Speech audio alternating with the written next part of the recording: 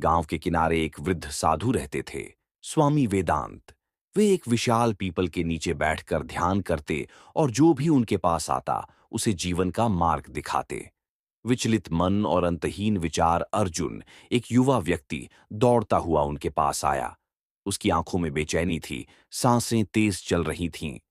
गुरुदेव, मैं बहुत परेशान हूं। मेरा मन कभी चैन नहीं लेता। विचार ऐसे घूमते हैं जैसे आंधी में उड़ते पत्ते। मैं शांति चाहता हूं, लेकिन वह मुझसे दूर भागती है। स्वामी वेदांत ने मुस्कुराकर उसे पास बैठाया और बोले, मन सागर की तरह होता है अर्जुन। जब तूफान आता है तो लहरें उठती हैं। लेकिन क्या तूने कभी सागर को यह कहते सुना कि लहरें न उठें? तूफान चले जाते हैं, सागर स्थिर रहता है। मन को सागर बनने दे, तूफानों से मत डर। अर्जुन की आंखों से आंसू टपक पड़े। लेकिन मैं कैसे सहन करूं गुरुदेव? ये विचार मुझे रातों को सोने नहीं देते।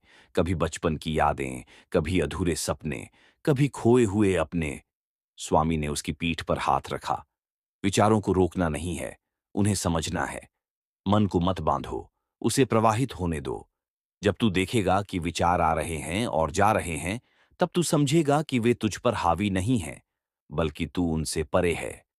बुद्धि का निर्णय और दर्द। कुछ दिनों बाद अर्जुन फिर आया।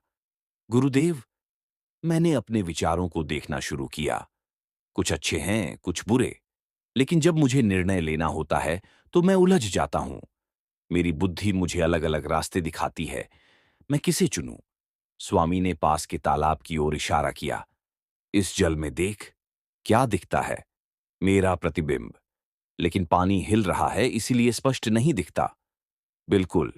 जब मन अशांत होता है तो बुद्धि भी धुंधली हो जाती है। निर्णय सही तभी होगा जब मन शांत होगा। तू अपने भीतर उतर, वहां सत्य मिलेगा। अर्जुन की आंखें भर आईं।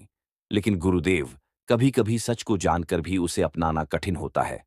मुझे डर लगता है, अगर मेरा निर्णय गलत निकला तो? स्वामी वेदांत ने उसके सिर पर हाथ रखा।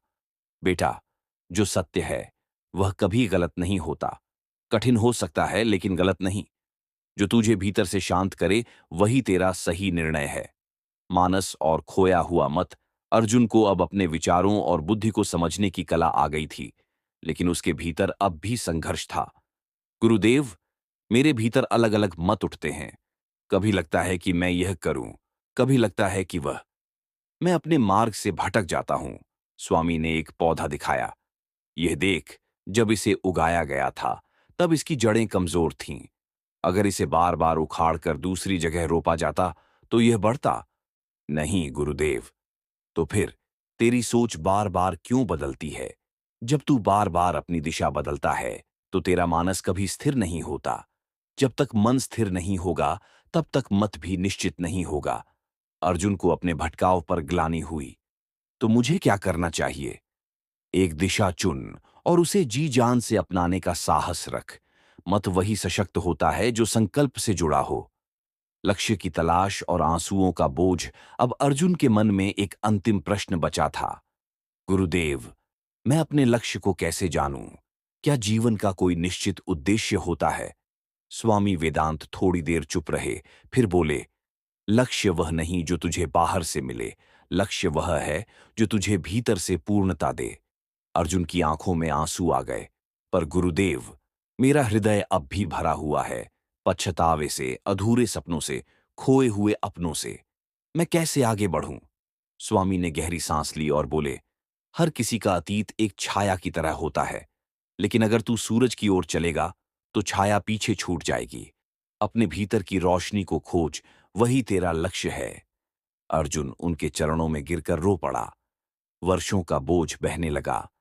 अब समझ आया गुरुदेव, शांति बाहर नहीं, भीतर ही थी। स्वामी वेदांत ने मुस्कुराकर आकाश की ओर देखा। और अब तेरी यात्रा शुरू होती है, मेरे बेटे।